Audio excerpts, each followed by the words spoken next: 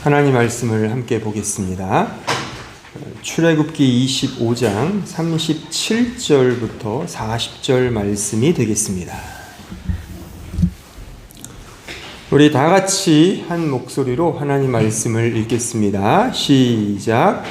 등잔 7을 만들어 그 위에 두어 앞을 비추게 하며 그 불 집게와 불동 그릇도 순금으로 만들지니 등잔대와 이 모든 기구를 순금 한 달란트로 만들되 너는 삼과 이 산에서 내게 보인 양식대로 할지니라. 아멘. 우리는 이제 성소에 있는 7 금초대에 대해서 함께 배우는 시간을 갖고자 합니다. 먼저 사진을 보실까요? 예. 요것이 성막이라고 우리가 여러 차례 지금 확인하고 있죠. 요 이제 앞에가 성막 안뜰이고 그 안뜰에 이제 번제단이 있고 물두멍이 있죠. 다 배웠습니다. 지난 시간을 통해서. 이제 저 천막으로 친 부분이 이제 성소입니다. 이 성소의 그 평면들을 보실까요? 성소에 들어가면 이제 여기 이제 진설상, 떡상이 있고요. 금초대가 있고 그 앞에 분향단이 있습니다. 오늘 배우는 게 요 금초대고 여기 이제 휘장이 중간에 있죠. 거기 지성소가 있는 거죠. 지성소가 이제 성막의 이제 하이라이트라고 말할 수가 있습니다. 오늘 이 금초대인데 다음 사진을 보시면 이제 요게 금초대입니다. 요게 금초대인데 촛대가 7개가 있어서 7 금초대라고 불리는 그런 성막의 기물입니다. 먼저 이 서둘러서 늘 그렇듯이 결론부터 말씀을 드리면 이 7 금초대는 완전한 빛이신 예수 그리스도를 상징하고 모형하는 기물입니다. 특히 7이라는 수를 먼저 우리가 좀 이해를 하셔야 되는데 이 성경에서의 7이라는 수는 완전함을 상징합니다. 그래서 하나님께서 이 세상을 6일 동안 창조하셨지만 사실 제7일날 안식함으로써 모든 창조를 7일 동안 하나님께서 창조했다고 보는 거죠. 이 7일날 안식함으로써 모든 창조를 완성하시는 이게 7 완전수를 상징하는 겁니다. 그래서 성경에 보면 7이라는 수가 이런 의미에서 완전한 하나님의 그 의도와 그의 뜻을 상징할 때 이 7이라는 수를 사용을 합니다. 참고로 요 완전한 수 7에 하나 모자란 수가 6이잖아요. 모자란 수, 근사치의 수, 완전함을 흉내내는 수, 간교한 수, 속이는 수 해서 이걸 사탄의 수라고 하는 거예요. 근데 성경에 보면 7자와 함께 하나님을 상징하는 수가 3이거든요. 삼위일체. 그래서 6을 3번 하면 666이잖아요. 666이 그래서 계시록에 의하면 대표적인 사탄의 수로 그렇게 언급하고 있는 겁니다. 물론 다 상징입니다. 상징이지만 이런 수를 성경이 배열을 하면서 이런 의미들을 우리에게 이렇게 모형적으로 설명해 주고 있는 것입니다. 중요한 건 7 금초대가 상징하는 것은 완전한 빛이신 예수 그리스도를 모형한다. 이렇게 아시면 정확하죠. 사실 우리가 지금 몇 주에 걸쳐서 이 성막을 확인하고 있는데 하나하나 모든 기물들이 다 예수님을 상징하죠. 우리 지난 시간에 배운 떡상도 바로 생명의 떡이신 예수님을 상징하고 있고 그 전에 배운 물두멍과 번제단도 예수 그리스도의 인격과 특히 그의 대속적 제물로서 바쳐진 십자가를 다 상징한다는 사실을 우리는 다 확인을 했습니다. 특히 떡상은 그 떡은 생명의 떡, 그러니까 먹는다는 차원에서 나의 실존적 삶 속에 언제나 그 힘으로만 산다는 그런 이런 하나님 예수님의 힘을 입어 살아간다는 측면에서 이 떡상의 의의가 있다면 이 일곱 금초 때는 생명의 빛 대신 예수님의 그 시선으로 이 세상을 살아간다는 의미에서의 근원, 그 아르케, 그것을 상징하는 게 바로 이 금초대다라고 말할 수가 있어요. 결국 다 예수님에 대한 말씀인 것입니다. 이제 하나하나 제가 요 빛의 의미에 대해서 성경 전체를 통해 좀 확인시켜 드릴 텐데, 먼저 창세기로 한번 가보겠습니다. 창세기 1장 3절로 5절을 보시면 하나님이 이르시되 빛이 있으라 하시니 빛이 있었고 빛이 하나님 보시기에 좋았더라. 하나님이 빛과 어둠을 나누사 하나님이 빛을 낮이라 부르시고 어둠을 밤이라 부르시니 저녁이 되고 아침이 되니 이는 첫째 날이니라. 하나님이 첫째 날에 빛을 만드셨습니다. 근데 이 빛은 단순히 그런 일루미네이션, 어떤 조명이라든가 어떤 그 스포트라이트, 라이트, 이런 광명의 의미만이 있는 게 아닙니다. 좀 더 근원적이고 본질적인 의미를 성경은 내포하고 있거든요.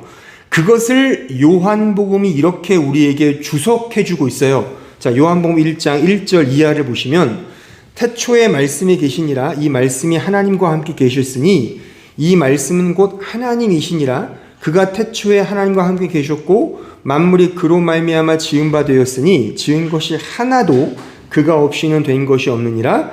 그 안에 생명이 있었으니 이 생명은 사람들의 빛이라. 참고로 성경을 해석할 때 아주 중요한 대원칙이 뭐냐면 성경은 성경으로 해석한다. 요 문구를 꼭 기억하셔야 돼요. 성경은 문자적으로나 문맥적으로 해석을 하긴 하지만 성경에 대한 정확한 해석은 성경은 성경으로 해석을 해야 합니다.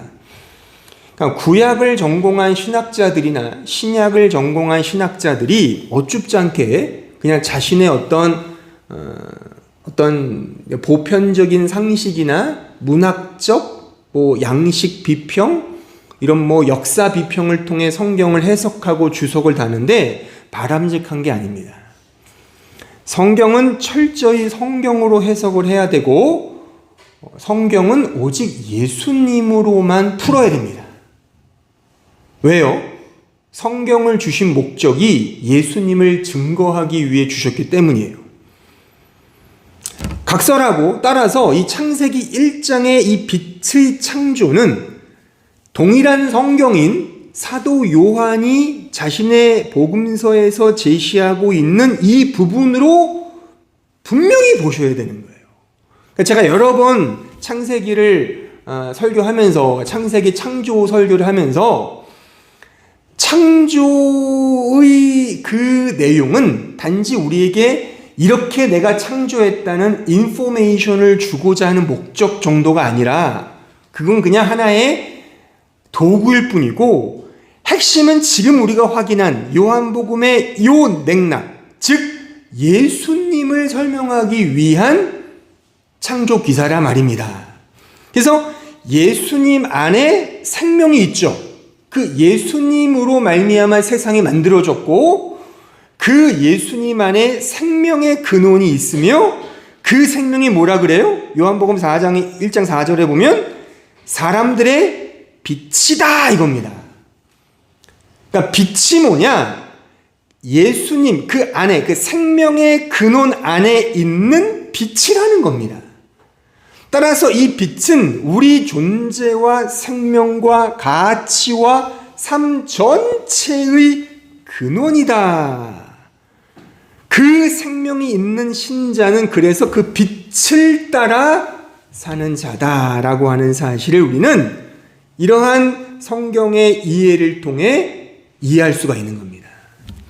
그래서 성경은 하나님을, 여호와를, 예수님을 빛이다 라고 말씀하세요. 시편 27편 1절을 보시면 여호와는 나의 빛이요 나의 구원이시니 내가 누구를 두려워하리요. 여호와는 내 생명의 능력이시니, 그 생명의 능력이 또한 빛이라는 거죠. 이게 다 어구 표현이 반복되는 거지 않습니까? 내가 누구를 무서워하리요. 그러니까 생명의 근원, 그 생명 안에 빛이 있는, 그러니까 그 생명이 있는 신자의 존재와 영생과 인생, 삶, 실존 전반의 근원은 바로 빛이신 예수 그리스도다라고 하는 사실을 성경은 끊임없이 강조하고 있습니다.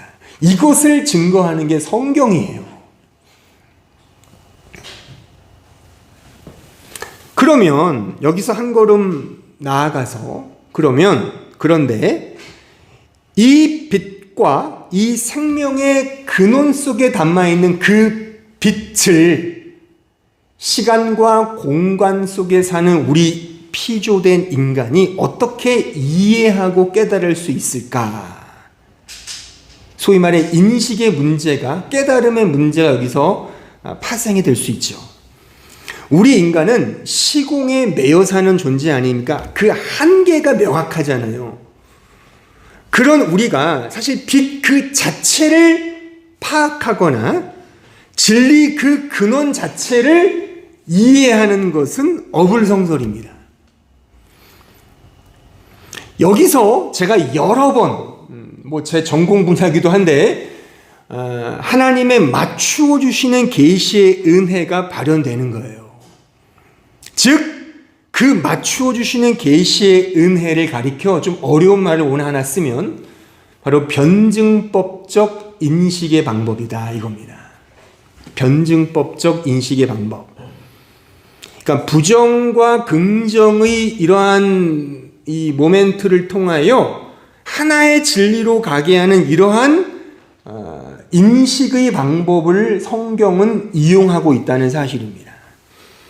인간은 신을 인식하기 위해서는 반드시 대조와 비교라는 이런 변증법적 인식의 방법을 통해서만 이해할 수 있어요. 예를 들어보면 시편의 말씀에 보면 여호와의 손, 주의 오른팔이 너를 보호한다라는 표현이 있어요. 자, 그럼 제가 물어볼게요. 하나님은 영이신데 무슨 팔이 있어요? 손이 있습니까?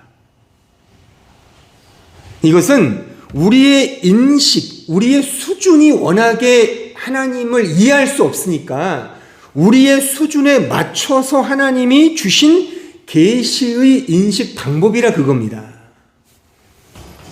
우리는 직통으로 하나님을 만날 수 없습니다. 직통으로 빛을 감각할 수 없습니다. 혹 누군가가 난 직통으로 주님 만났어, 나는 직통으로 그 빛을 봤어 라고 하는 사람을 멀리하세요. 위험합니다. 물론 그 개인적인 경험이야 나쁘다고 말할 수 없겠죠.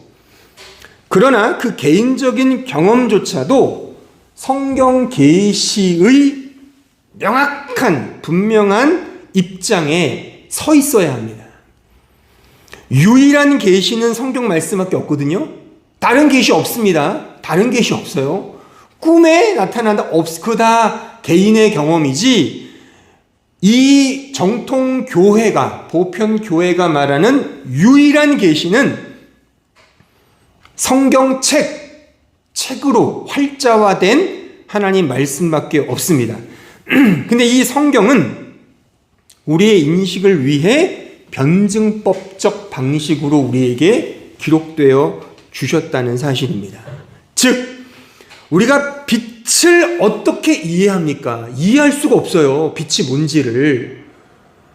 여러분들, 오늘은 이제 우리 과학도들이 별로 안 오셨는데, 제가 과학자들, 우리 교회에 속해 있는 과학자들과 여러 번 제가 이렇게 얘기를 나누면 참 재밌거든요. 저도 여러 과학책들을 요즘 많이 이렇게 읽고 있는데, 과학에서도요, 빛의 본질을 파악할 수 없습니다.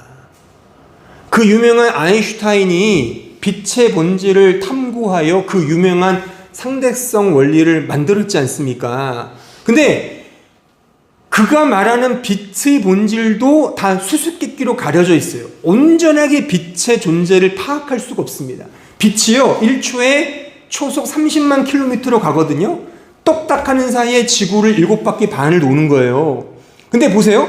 초속 30만 킬로미터로 이 빛이 이동한다고 하면 제가 어떤 물체에 탔는데 그 물체의 속도가 31만 킬로면 지금 빛을 보고 있지 않을까요? 빛이 나보다 느리네 라고 파악하지 않겠어요? 산술적, 계산적으로 그게 나올 수 있지만 그럴 수 없다는 겁니다. 이 세상에 자연계와 물리학과 과학의 세계 속에 현재 우리가 이해한 바로는 빛의 속도가 30만 킬로라고는 계산상 나오지만 그 빛보다 빠른 존재는 없다는 겁니다. 그러니까 이 일반 계시에 속해 있는 차원에서의 빛도 알지를 못하는데 성경이 말하는 빛이신 하나님을 우리가 어떻게 파악할 수 있겠습니까? 그래서 이 빛이 무엇인지 우리에게 알아먹게 하시기 위해 주신 도구가 뭐냐? 그게 어둠인 겁니다. 어둠을 통해 빛이 어둠의 반대구나를 알게 하신다 그겁니다. 요게 변증법적 인식의 방법이라는 거예요. 성경은 이렇게 기록이 됐다 그겁니다. 그러니까 빛을 상정해 놓고 그 빛의 반대인 어둠이라는 개념을 딱 대조해 놓고 이게 어둠 아닌 게 빛인 거야 라고 빛을 설명한다 그겁니다.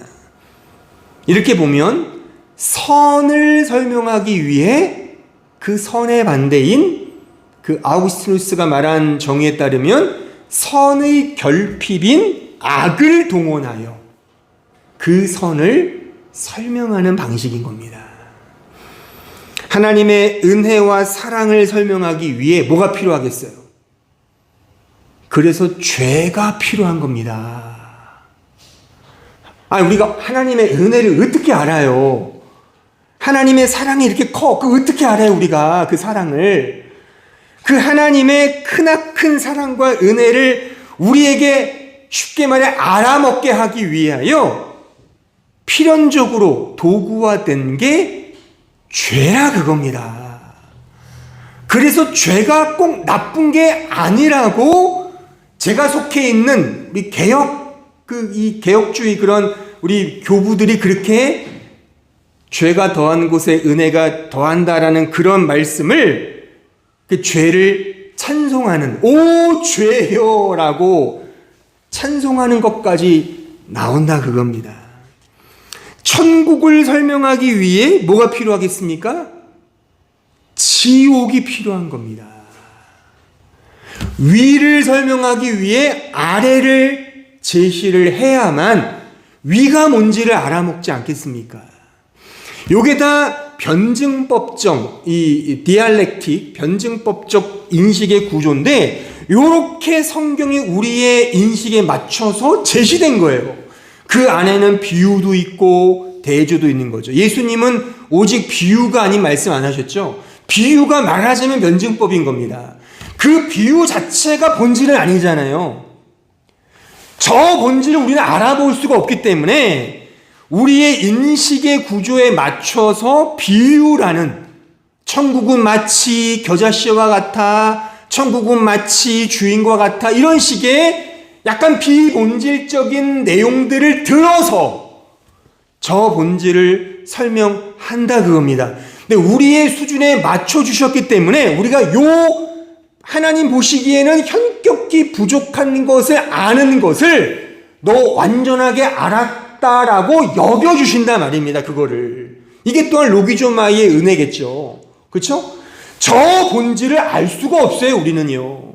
그래서 성경을 활자화된 글로 주신 거예요.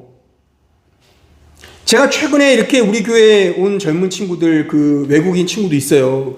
토론하는 것 중에 어떻게 이 글자가 하나님 말씀이라고 이렇게 말할 수 있냐? 너무 이렇게 빈약하지 않냐 이거죠.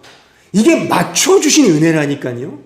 요거를 알면 하나님의 완전한 뜻을 알게 된 걸로 하나님께서 그냥 로기조마이 여겨주신다는 것도 요 성경 계시에 맞춰준 하나님의 사랑과 은혜인 것입니다.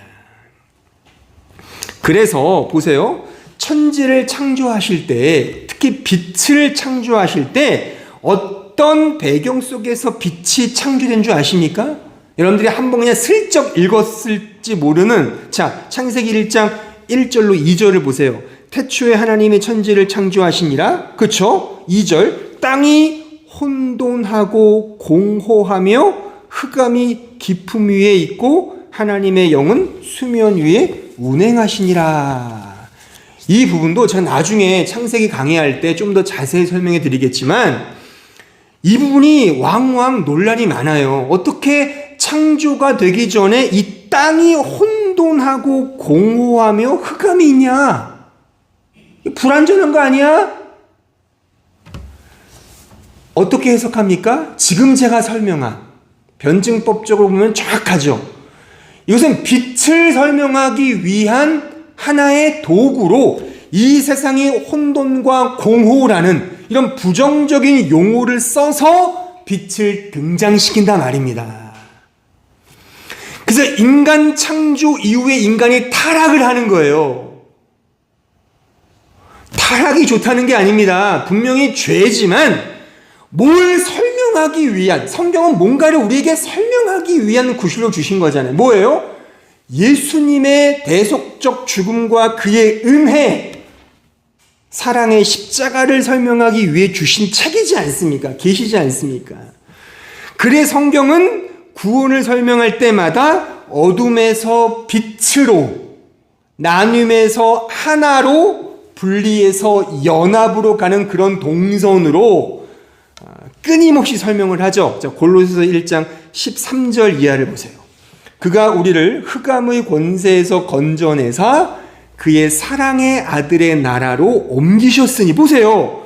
흑암이 등장하죠. 거기서 하나님의 그 나라, 그 빛의 나라가 등장하는, 거기로 옮겨지는 동선이 구원의 메커니즘이라 말입니다.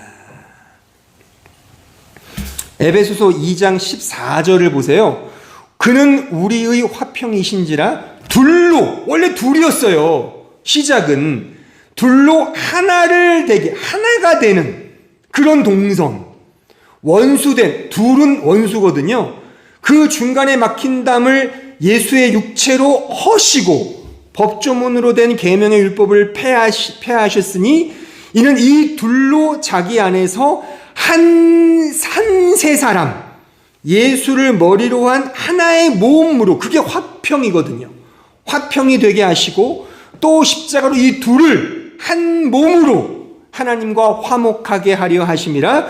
원수, 나뉘어진 거죠. 원수는 나뉘어진 것을 십자가로 소멸하시고 또 오셔서 먼 데 있는 너희에게 평안을 전하시고 가까운 데 있는 자들에게 평안을 전하셨으니 이는 그로 말미암아 우리 둘이 한 성령 안에서 아버지께 나아감을 얻게 하려 하심이라. 그러므로 이제부터 너희는 외인도 아니요 나그네도 아니요 오직 성도들과 동일한이 하나가 됐다는 거예요. 하나, 시민이요 하나님의 권속, 가족이다, 파밀리가 되는 거예요. 이제 신자와 교회는 외인, 저 밖에 있는, 나눠져 있는 그 대상도 아니고 나그네, 그러니까 집도절도 없는 그런 나그네도 아닌 그리스도 예수와 하나 연합된 시민, 그의 가족이 되었다. 어둠에서 빛으로, 나눔에서 하나로, 분리해서 연합이 되는 요 동선이 구원인 거예요. 빛이 이 생명을 우리에게 주신다는 겁니다. 요한복음 12장 46절 볼까요? 나는 빛으로 세상에 왔나니 무릇 나를 믿는 자로 어두움에 거하지 않게 하려 함이로다. 그러니까 이제 어둠에 속해 있는 우리가 이 어둠을, 이게 진짜 어둠이구나를 알면 그게 빛을 아는 거예요. 구원론의 동선으로 말하면 나 죄인 맞구나. 이거 아는 자가 나 의인이구나 라는 거예요.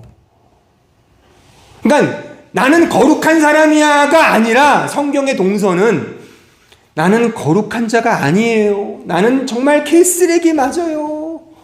난 정말 오늘 죽어도 당장 지옥에 갈 만큼 지옥밖에 갈 자리가 없는 그런 지옥 백성 맞아요. 요게 나는 의인이며 하나님의 거룩한 백성 맞습니다의 역설적, 변증법적 인식을 가진 정당한 신자의 고백이다 그겁니다. 이 어둠이 진짜 어둠임을 아는 자가 참된 빛의 진리를 깨달은 자이고 그 빛으로 이제 된 자는 더 이상 두 개가 아닌 하나의 진리. 그게 뭐겠어요? 예수 그리스도 안에서 그 은혜의 복음 안에서 그 은혜의 시선으로 살게 된다. 이겁니다. 그래서 이것을 성경은 빛의 자녀들이라고 설명을 하는 거예요. 자, 에베소서 5장 8절. 너희가 전에는 어둠이더니 보세요. 어둠이에요. 근데 그 어둠을 알면 이제는 주 안에서 빛이라. 빛의 자녀들처럼 행하라가 정당하게 튀어져 나오는 겁니다. 이거 신자의 정체성인 거예요. 아이덴티티, 정체성. 신자는 이제 주 안에서 비친 겁니다. 비친 거예요, 이제 우리 신자는요. 유일무이한 그 빛이신 예수 그리스도 안에 있는 자이기에 이제 믿음으로 그 안에서 참된 빛의 자녀들로 살아가는 거예요. 여기서 문제가 뭐냐면 이런 신자가 된 우리이지만 여전히 이 육신의 몸을 입고 있는 한계인지는 모르겠고 또는 우리가 알지 못하는 물론 설명은 가능하지만 제가 이것을 여러 번 계속 설명하고 있지만 오늘은 이 주제가 아니니까 차치하고 어쨌든 하나님의 그런 신비스럽고 비밀스러운 어떤 뜻 때문이겠지만 여전히 신자는 둘로 나뉘어서 보며 그렇게 현실적이고 실존적으로 살아간다는 사실입니다. 여기에 문제가 있는 거죠. 그러니까 시작은 어둠으로 시작하여 그 어둠을 통해 빛을 만났고 빛의 생명이 들어왔는데 그래서 빛의 자녀가 되었음에도 불구하고 여전히 두 마음, 즉 깨지고 분리된 소위 선악의 메커니즘으로 이 세상을 살아간다는 겁니다.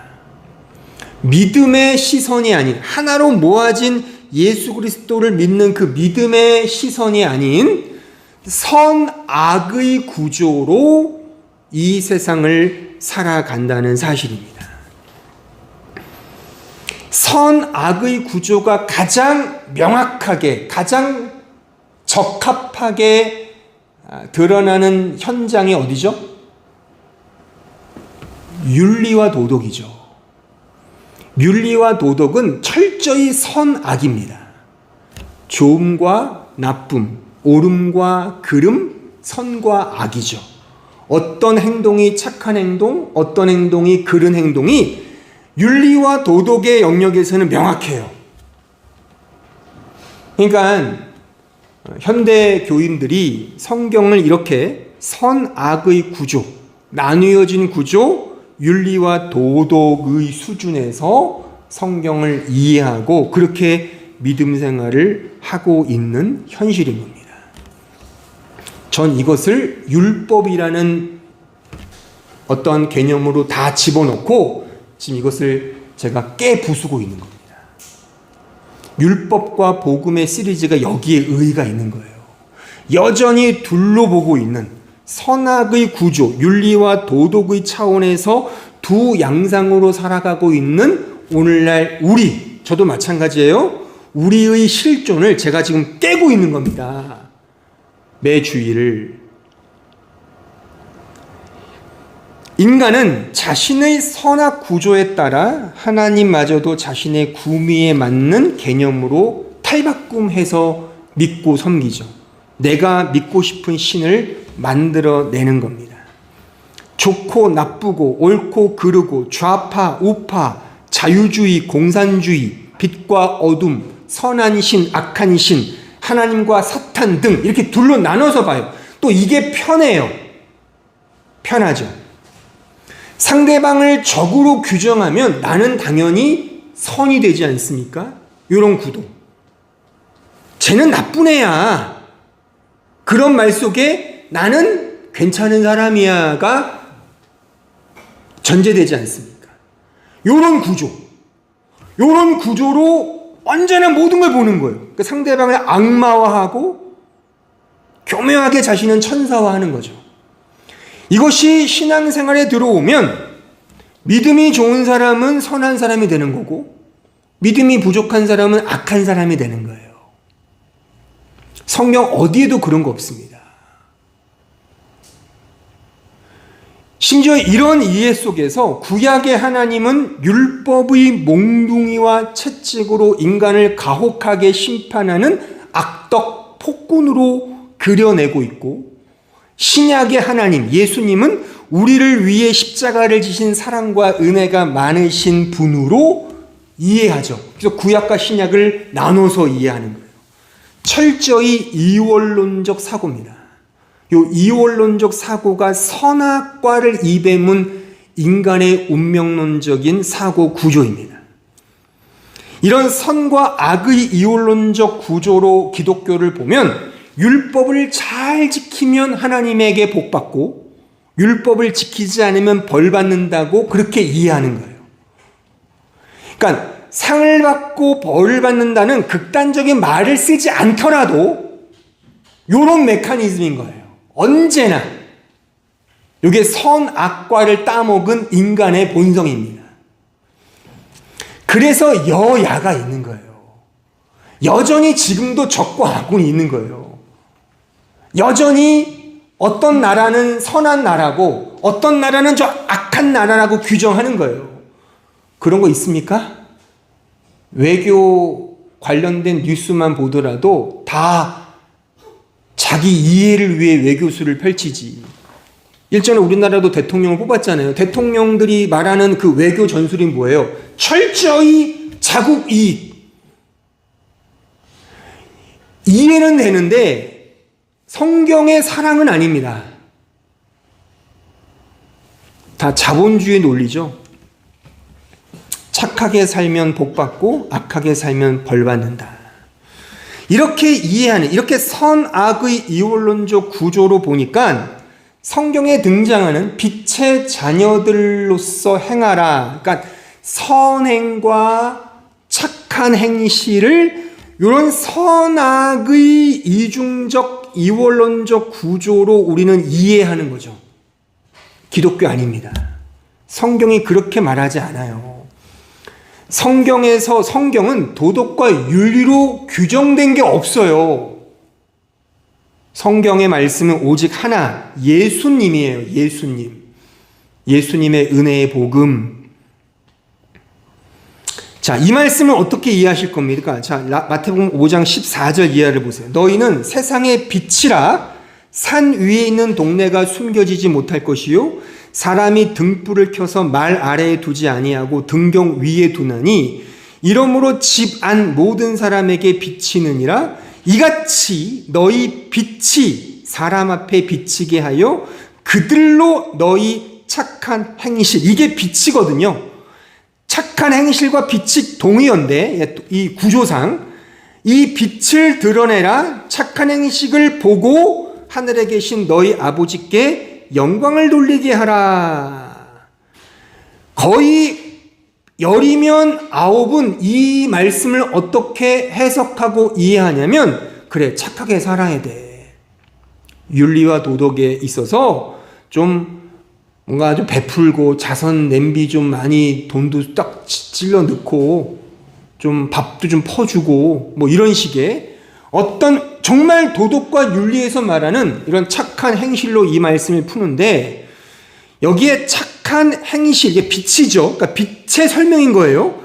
착한 행실의 헬라어 원문을 보면 칼로스 에르곤이거든요. 칼로스가 착하다는 형용사고 에르곤이 행위를 뜻하는 명사인데, 이 칼로스 에르곤의 뜻 자체가 뭐냐면, 특히 칼로스라는 착하다의 뜻은 성경에서의 칼로스의 그 의미는, 그러니까 하나님 안에, 그러니까 하나님께서 이렇게 불어넣어 주시는, 그러니까 착한 일을 시작하신 이에서의 그 착한도 칼로스거든요. 그러니까 하나님께서 불어넣어 주시는 은혜의 선물이 칼로스입니다.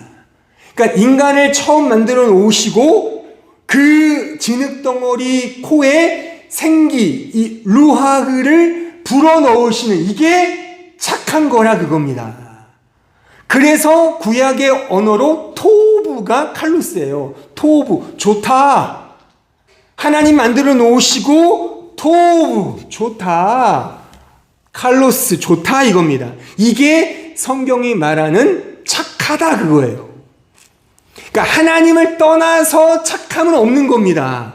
또한 에르곤이라는 이 뜻은 이제 이게 doing이나 making이라는 뜻인데, 이거는 이 에르곤이 쓰이는 성경의 어떤 이 유시지가 뭐냐면, 하나님께서, 그러니까 예수님이 성부 하나님과 하나가 되어서 연합이 되어서 발현되는 일들, 이게 에르곤이에요. 이 에르곤의 동사의 표현이 이 포이에오라는 동사가 있는데, 이 포이에오와 에르곤의 뜻 자체가 뭐냐면 band together working이에요. band together, 함께 묶여서 일하는 거. 그러니까 성부와 성자가 하나로 묶여서 함께 일을 하신다. 이게 에르곤이거든요. 동일하게 예수 안에 신자가 연합되어 묶여서 발현되는 게 신자의 착한 행실인 겁니다. 그러니까 그리스도와의 연합된, 그 연합된 신자가 그리스도 안에서 믿음 생활하는 그 삶 자체가, 전체가 다 착한 행실인 것이지, 무슨 자선 냄비에 뭐 돈 좀 찔러 넣고 뭐 이렇게 착한 행실, 이런 도덕과 윤리의 착한 행실이 아닙니다. 잘 생각해 보세요. 이 착한 행실을 도덕과 윤리로 따지면, 그러면 보세요. 그 유명한 성철 스님이나 법정 스님, 제가 종종 설교 때 예를 드는 알버트 슈바이처 박사, 마하트마 간디, 이런 사람들은 얼마나 착한 행실을 많이 합니까? 그럼 이런 사람들은 천국 가야 되는 겁니까? 이들은 다 착한 행실의 아이콘들이잖아요. 얼마나 착하고 선하게 살았습니까? 무소유를 외치시면서, 정말 아무런, 목사들이 죽을 때는 그렇게 조명받지 않는데 이런 분들이 돌아가시면 막, 와, 무소유, 가진 것도 없어. 뭐 어떤 천주교의 이 신부님은 돌아가시는데 묵주 하나에 성경책에 그 낡은 옷까지 몇 개.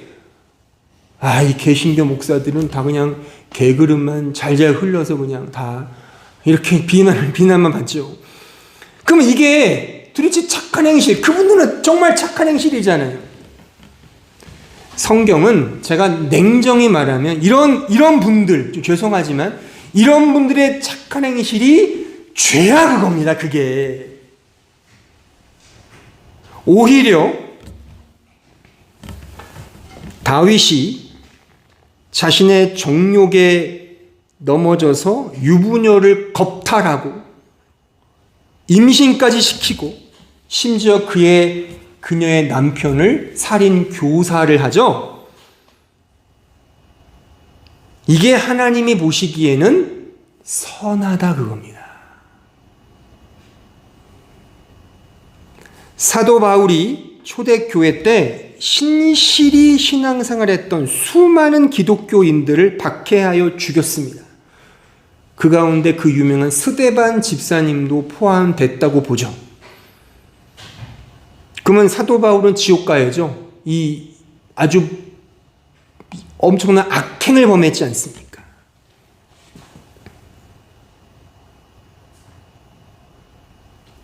십자가상에 달린 그 강도, 그 중에 한 강도는 평생 착한 것이라고는 전혀 무관한, 평생 죄만 짓다 형장의 이슬로 죽임을 당한 그런 살인마였습니다.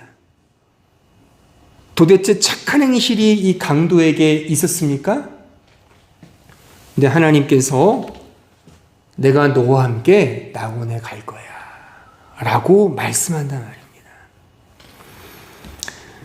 우리가 여기서 패러다임을 쉬프트를 하셔야 돼요. 정말 성경에서 말하는 착함과 악행은 우리가 일반적으로 생각한 도덕 윤리의 착함과 그름이 아닙니다.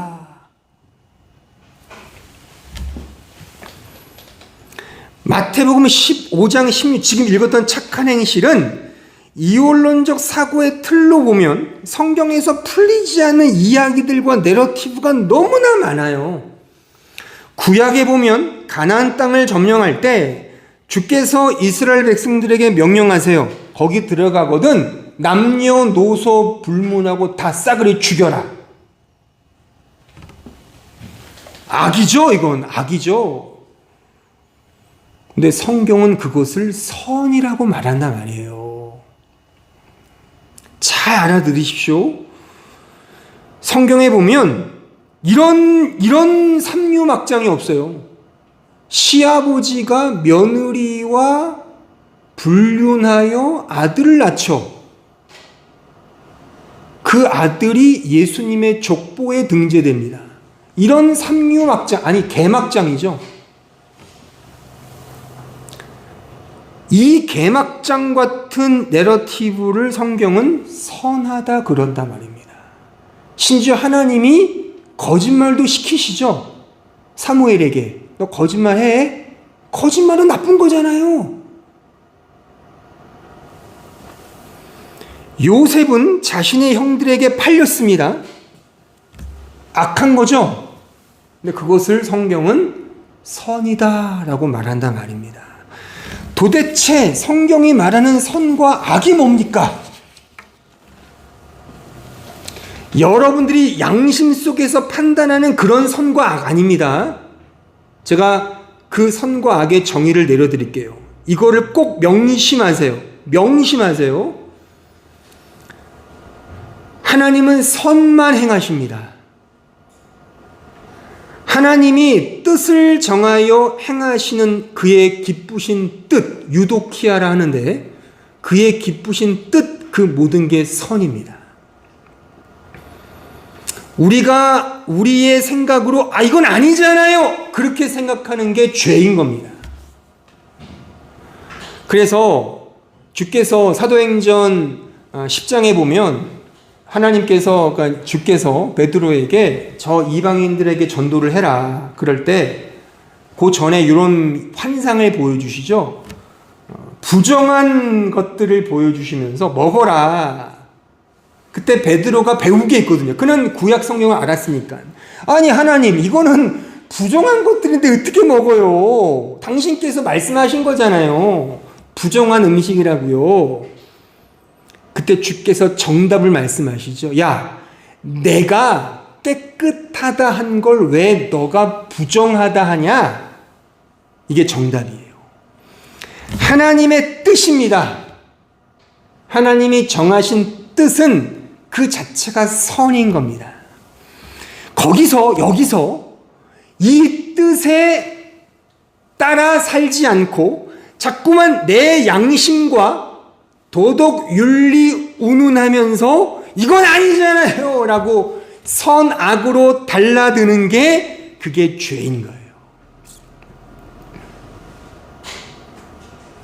요한일서 5장 11절 이하를 보세요. 또 증거는 이것이니 하나님이 우리에게 영생을 주신 것과 이 생명이 그의 아들 안에 있는 그것이니라. 아들이 있는 자에게는 생명이 있고 하나님의 아들이 없는 자에게는 생명이 없으니까 빛도 없는 거죠. 그렇죠? 왜? 이 생명 안에 빛이 있다고 했으니까. 아까 요한복음 1장에 확인했잖아요. 그렇죠? 그러니까 빛 빛들로 살아가는 것, 생명을 따라 살아가는 것, 쉽게 말해 믿음으로 사는 건 뭐냐? 예수 안에 사는 거예요, 그냥. 근데 예수 안에 산다는 게 호락호락하지 않죠. 이게 구체적으로 실천적으로 말하면 예수 그리스도의 진리의 빛이 내 존재, 우리 존재와 삶을 비치게 하라 라는 의미가 되는 거예요. 좀 더 구체적으로 말하면 제가 최근 몇 주에 걸쳐서 이 용어를, 이 문구를 자주 쓰죠. 오늘도 찬양에 그런 가사가 있었잖아요. 나는 쇠하고 예수만 흥한다, 이겁니다. 나는 망하고 나는 없고 예수만 성하고 예수로만 산다, 이겁니다. 빌립보서 1장 20절 이하를 보세요. 나의 간절한 기대와 소망을 따라 아무 일에든지 부끄러워하지 아니하고 지금도 전과 같이 온전히 담대하여 살든지 죽든지 내 몸에서 그리스도가 존귀하게 되게 하려 하나니 이는 내게 사는 것이 그리스도니 죽는 것도 유익함이라. 나는 쇠하고 예수만 흥한다. 나는 망하고 예수만 성한다. 나는 죽고 예수로만 산다. 이게 제가 지난 시간에 이게 성경에 근거한 기독교 영성이라고 제가 말씀을 드렸죠. 그러니까 영성이라는 것은 잔잔히 사유하거나 사색하는 게 아니에요. 다른 종교에 있는 그런 거 영성 아니에요. 고요히 기도하는 것도 아닙니다. 잠잠히 말씀을 읽고 묵상하고 클래시컬하게 말씀을 읊조리는 게 영성이 아니에요. 명상이 아닙니다. 성경이 말하는 기독교 영성은 모든 것을 예수 그리스도 안에서 그의 시선으로만 보는 거예요. 이게 영성이에요. 다시 말하면 나는 쇠하고 예수만 흥한다가 영성이에요. 나는 쇠하고 예수로만 흥한다. 예수로만 산다. 이런 의미에서 이 영성은 연합이죠. 그리스도와의 연합인 거예요. 이게 신자의 영성의 근거인 것입니다. 이 연합 속에서 참된 사랑이 흘러나오는 거예요. 그래서 영성이 사랑이라고도 말하는 거예요. 그 어린 왕자를 쓴 그 생트쥐페리의 글귀에 보면 이런 표현이 있어요.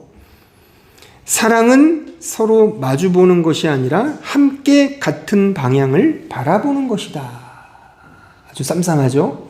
사랑은 서로 마주보는 게 아니라 같은 방향을 바라보는 것이다. 근데 이게 맞는 게 뭐냐면 마주본다는 것은 나눠져 있다는 것을 뜻하는 거잖아요. 맞은편에 있어야만 마주보잖아요. 그렇잖아요. 그러니까 나누어진 상태, 이게 죄의 상태, 분열과 어둠의 상태라는 거예요.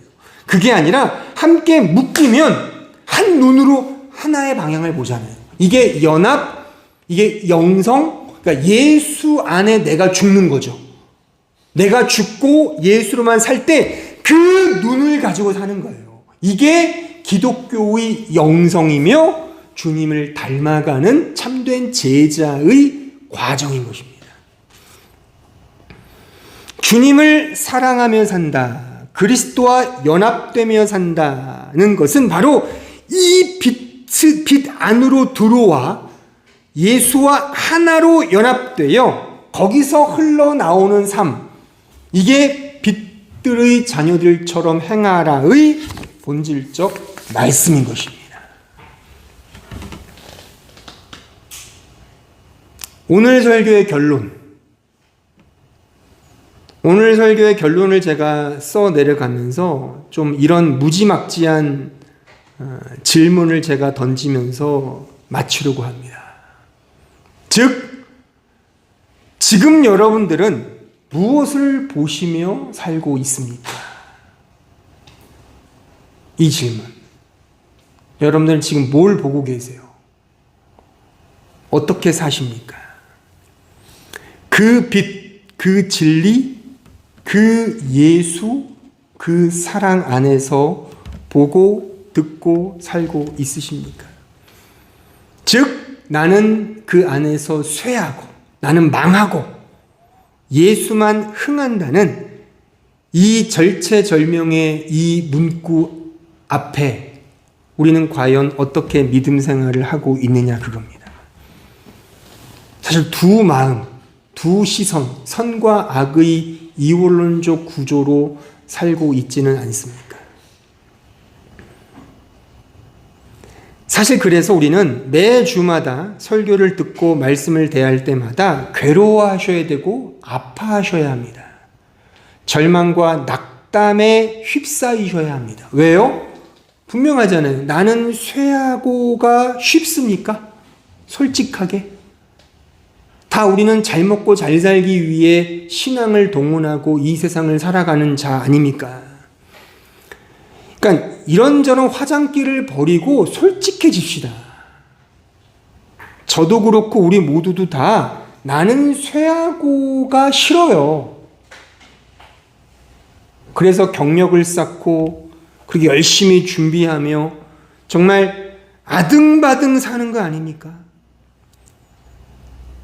괴로워하셔야 돼요.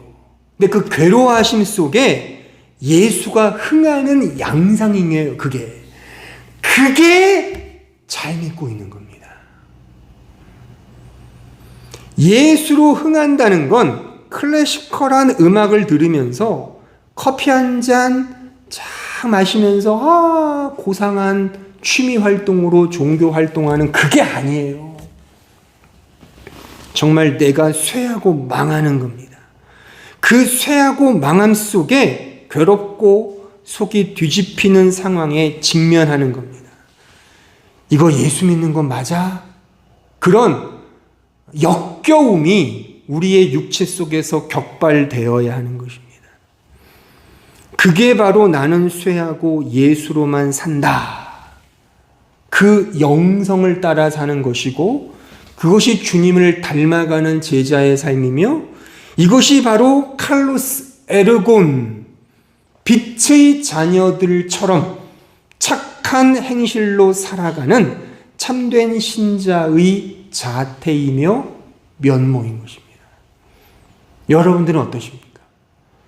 그러니까 매 주간 여러분들의 실존을 이 말씀 앞에 비추셔야 되는 거예요.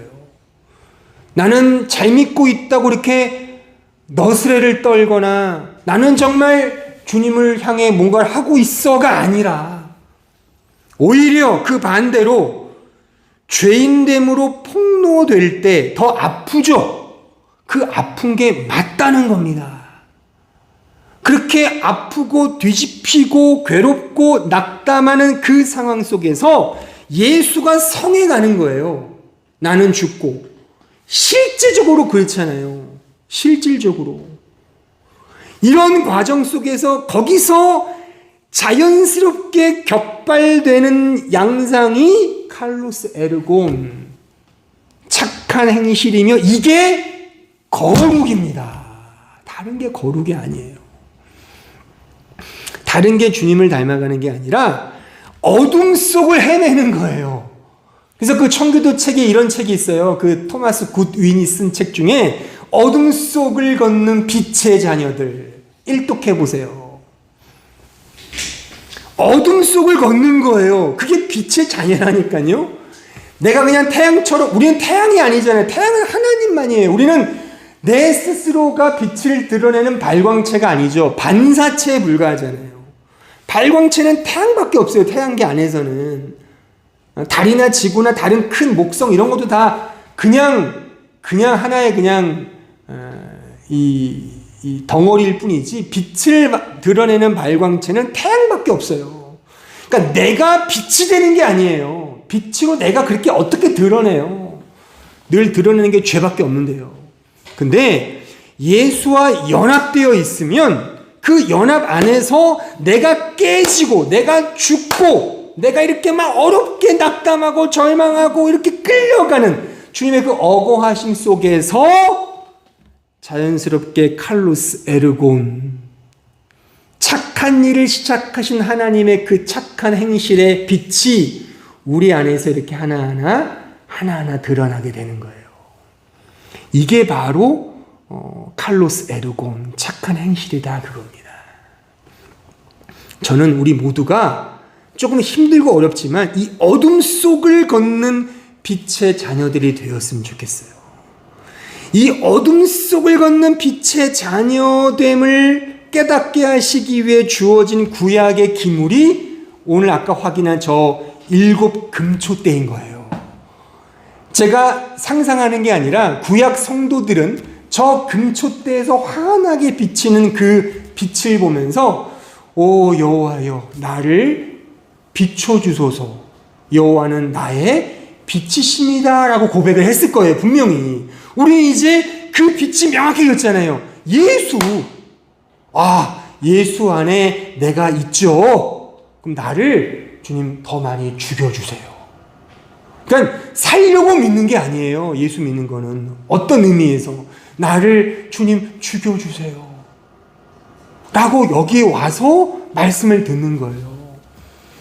그러니까 잘 죽는 게 사는 겁니다. 평생 우리가 얼마나 오래 살지는 모르겠지만 우리가 사실 때마다 이 말씀을 꼭 기억하시고 그래요. 나는 빛의 자녀예요. 나를 더 많이 죽여주세요. 나를 망하게 해주세요. 그러면 당신만이 오롯하게 빛나고 흥하고 성합니다. 이거를 기뻐하는 게 진정한 신자의 찬송이며 가치이며 아까 읽었던 빌보서 1장 20절에 내가 사는 것은 그리스도니 죽는 것도 유익합니다. 이 고백의 실존인 것이지 그냥 종교적 어떤 개념상으로 그냥 잘 믿으면 되지 뭐 잘 믿으면 또 좀 해뜰 날이 오겠지. 이거는 신앙의 반 이게 선악으로 보는 거예요. 도덕과 윤리로. 내가 뿌린 대로 씨를 거두겠지.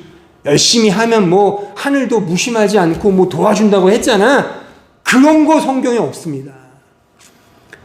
더 못 살 수 있고 망할 수 있어요. 근데 그게 하나님의 뜻 안에 있다면 그게 선이고 그게 영광인 겁니다. 이 빛의 영광 속에서 이 세상에서 줄 수 없는 진정한 기쁨과 즐거움과 감사를 누리는 우리 모두가 되었으면 좋겠습니다. 기도하겠습니다. 하나님 아버지 감사합니다. 우리의 수준은 이렇습니다. 언제나 내 양심과 선악의 이원론적 구조로만 주님을 믿고 따르려고 합니다. 열심히 잘 섬기면 복을 받을 것이고 뺀질뺀질 정말 하나님을 섬기지 않으면 벌을 받고 지옥불에 들어간다고 생각합니다. 꼭 이런 것이 아니더라도 정말 인지상정으로 인과율의 법칙에 따라 그 율법의 선악 구조를 벗어나지 못하고 있는 것이 우리의 실존입니다. 그래서 어떤 현상을 보거나 인생을 보거나 역사를 볼 때에도 여전히 이 렌즈를 끼고 봅니다.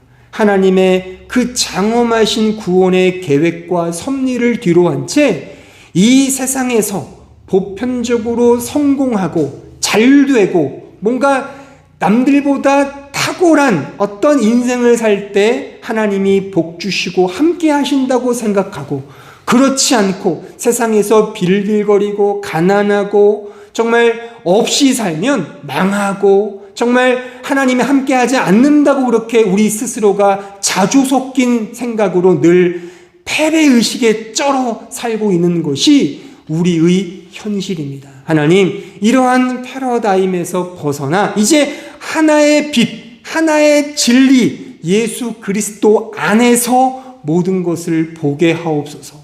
그리하여 이 세상살이가 어떠하든 정말 어떠한 삶이든 그것이 중요한 것이 아니라 예수만을 믿고 예수 안에 있다는 이 자체 하나만으로 감격해하며 감사하며 찬송하며 영광을 돌릴 수 있는 그런 넉넉한 정말 그렇게 열을 가지는 참된 신자, 그런 빛의 자녀가 되게 하옵소서. 어둠 속을 걷는 빛의 자녀, 정말 지금 현실은 어둠이지만 이것이 우리의 빛의 자녀들의 현실이며 실존임을 알아 그 어둠을 통해, 그 죄를 통해, 그 악을 통해 하나님께 감사하며 하나님의 거룩과 하나님의 영광을 흠모하며 찬송하며 기뻐하는 참된 빛의 자녀들이 되게 하옵소서.